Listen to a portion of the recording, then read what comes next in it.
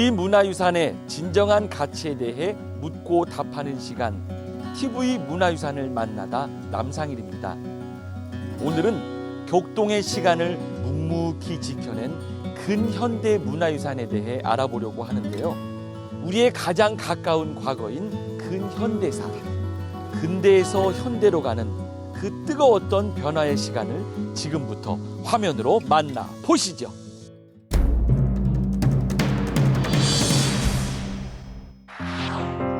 근현대사의 출발점, 그 현장을 찾아가 봤습니다. 조선말 혼돈의 시간 속에서 자생적으로 발전한 남양주시의 흥국사. 이곳에선 조선 말기의 문화적 흐름을 느낄 수 있다는데요. 1802년 고성 곤봉사에서 만일 연불을 개최한 이후로 조선 전역에 엄청나게 이 연불이 성행하게 됩니다. 글을 하지 못하는 모든 그 서민들도 이제 연불을 통해서 극락에 갈 수 있다는 희망을 갖고서 굉장히 많이 동참을 하게 되고요. 그래서 이전 시대와는 다른 새로운 어떤 그런 종교적인 어떤 특징이 나타나는 그런 것들을 이 남양주 흥국사에서 보실 수가 있습니다. 그 당시 종교적 문화의 변화는 복합 건물의 성격을 띤 새로운 건축 양식, 대방의 등장을 통해 알 수 있는데요. 연불을 드리는 큰 방과 승려들이 기거하는 승방, 누각과 부엌이 한 곳에 모여있는 자생적 문화 발전의 시초라고 합니다. 단일 용도로 구성되던 전통적 법당을 벗어나 복합적이고 기능적인 근대적 건축의 성립과 함께 큰 변화가 있었다는데요. 바로 만일 연불회에 모든 백성이 참여할 수 있었다는 점입니다. 신분 차별 없이 모든 사람이 불가의 이야기를 듣도록 고려한 주불전의 배치 등 신분제 폐지의 시작을 알리는 대방. 우리들이 극장을 설계할 때 무대와 객석 거리가 22m 이내로 구성이 되는데요. 이 거리는 사람들이 그 무대에서 이루어지는 일들을 보고 들을 수 있는 최대 거리가 되게 됩니다. 대방에서는 이와 같은 사람의 그 인지학적인 측면을 고려해가지고 그 앞에 대법당에서 이루어지는 여러 가지 의식들을 보고 들을 수 있는 거리 이내로 구성된 것을 볼 수가 있습니다. 과학적 근거에 의한 사찰 배치 양식, 건축물 하나하나에 깃든 선조들의 지혜에 다시 한번 놀랐는데요. 여기서 끝이 아니라 풍류가 깃든 법회 장소인 누각을 통해 그 지혜를 다시 한번 확인할 수 있다고 합니다. 이 육루에 앉아서 밖을 내다보게 되면은 그 15m 이내, 대부분 7m 이내가 되게 됩니다만은 그 속에 있는 조경식재들은 저 어떠한 머리를 움직이거나 눈을 움직이지 않고도 자연스럽게 눈에 들어오게 되는 거죠.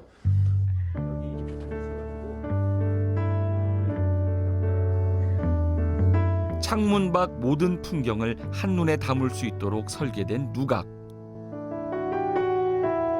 풍경을 감상하기 위한 최적의 각도인 30도로 배치된 누각 건물은 시각적 배려까지 겸한 과학적 건축물로 손꼽힌다고 합니다.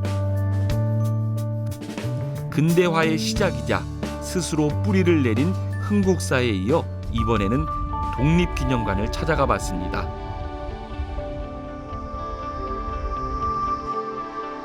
일제강점기 암흑 같은 시간을 이겨낸 민족의 상징 태극기. 그 중에서 등록문화재로 지정된 태극기만 무려 20점이라네요. 오늘은 소장고에 고이 잠들어 있던 태극기 저마다에 숨겨진 이야기를 깨워보려고 합니다. 30여 년 넘게 태극기에 대해 연구한 송명호 교수님이 함께했습니다.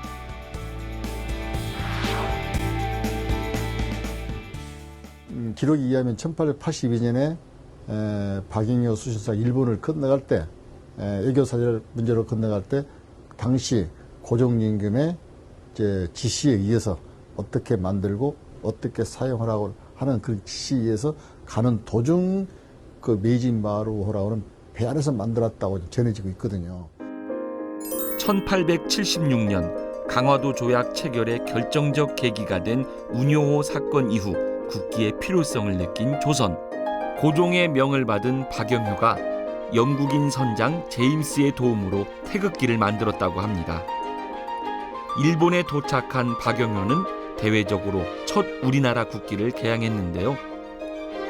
이 사실이 일본 신문인 시사신보에 고종은 태극원을 청색과 적색으로 그리고 동서남북을 의미하는 역괴를 그린 것을 조선의 국기로 정한다는 내용이 실렸다고 합니다.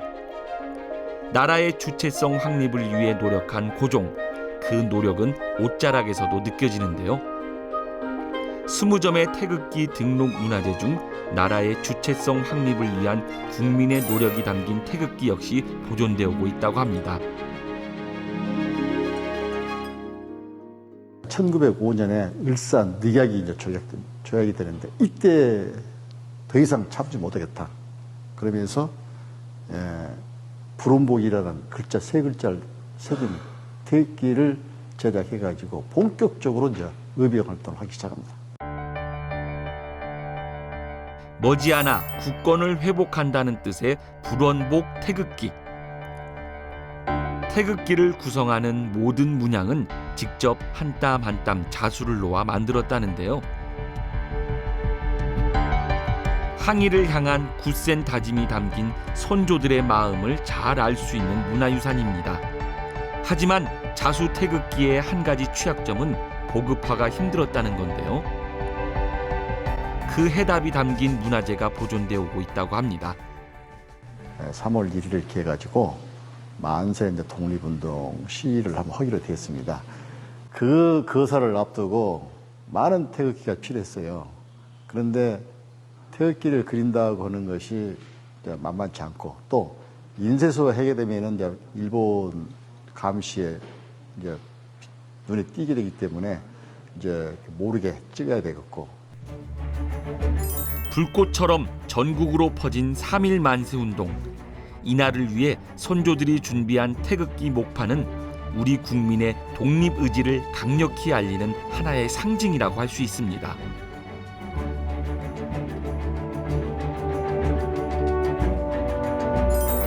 직접 짠 명주에 손바느질로 제작돼 사료적 가치가 깊은 남상락 태극기. 태극기가 주는 경건함과 미적 가치까지 더해진 문화유산으로 알려져 있습니다.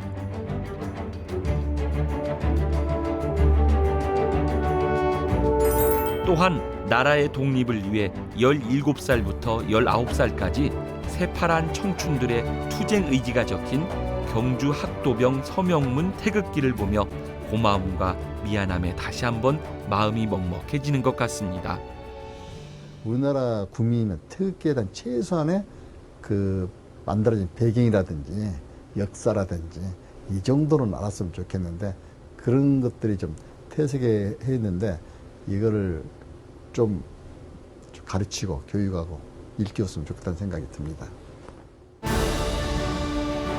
비극과 격동의 시간이었던 근현대사. 하지만 그 시간 속에 남겨진 작은 영웅들이 있기에 오늘이 있음을 기억하겠습니다.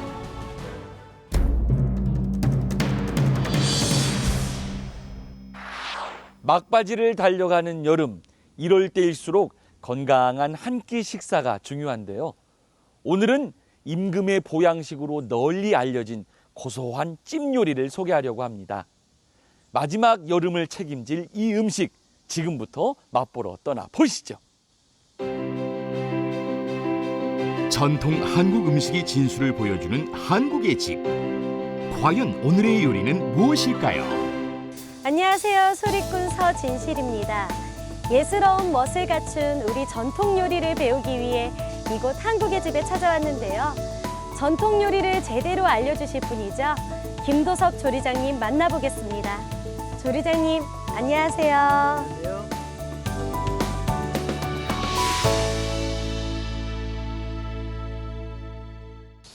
조리장님, 식재료마다 제철이 있잖아요. 네. 지금 이맘때쯤에 먹어야 딱 좋은 음식이 있을까요? 무더운 여름철에 몸보신도 되고 제철을 맞아 신선한 음식을 소개해드릴까 합니다. 아, 어떤 음식인지 궁금한데 소개 부탁드릴게요. 네, 바로 이것입니다. 여름이 가기 전 꼭 먹어야 한다는 밥도둑의 원조 민어잣찜을 소개합니다. 민어는 선조들이 여름철에 보양식으로 많이 드셨던 음식이고요. 더위로 지친 몸을 보양하기에 좋은 식재료입니다.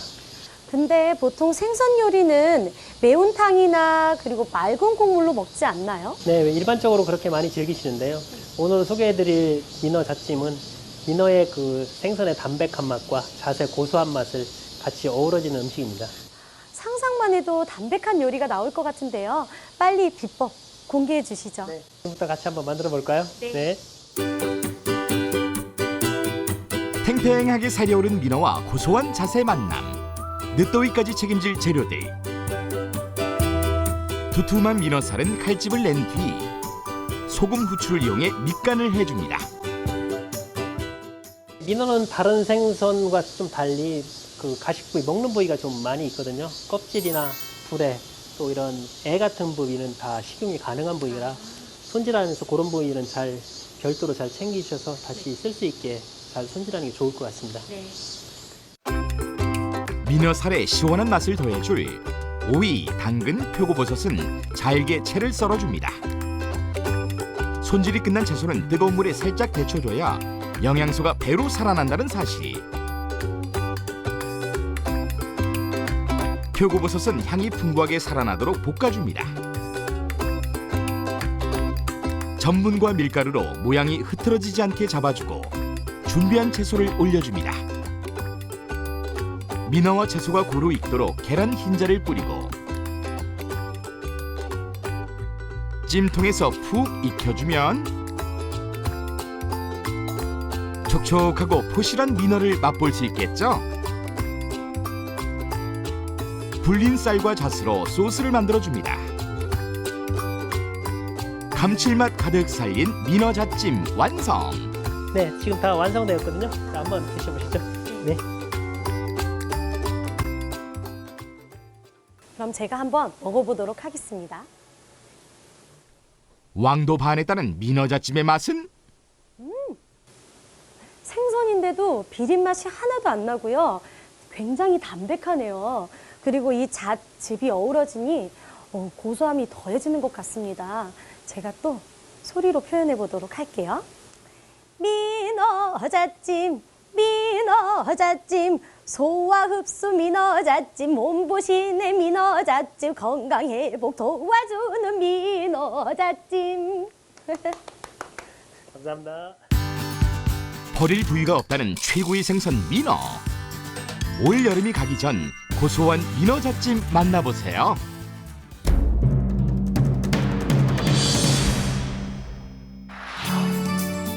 소외계층 청소년을 대상으로 하는 찾아가는 자연유산 체험 프로그램이 9월 11일부터 매월 첫 번째 수요일에 열립니다. 이번 행사는 우리나라의 미래인 청소년들에게 찾아가는 맞춤형 체험 교육으로 정서적 치유와 자연유산 향유 기회를 제공할 예정입니다. 영릉에서 세종대왕을 만나다 인문학 강좌가 9월 5일부터 10월 3일까지 매주 토요일 영릉 제실에서 개최됩니다. 이번 강좌는 세종대왕의 창조정신과 애민정신을 배우고 자라나는 청소년들의 올바른 역사인식 함양을 위한 자리가 될 것입니다. 역사가 열리는 시간, TV 문화유산을 만나다. 훌륭한 음식에는 좋은 식재료가 필요한 것처럼 선조들이 남겨준 찬란한 문화유산이 있기에 우리네 삶이 더욱 빛을 발하는 거겠죠. 저는 다음 주에도 풍성한 문화유산 이야기 가지고 다시 찾아오겠습니다. TV 문화유산을 만나다 얼씨구 좋다.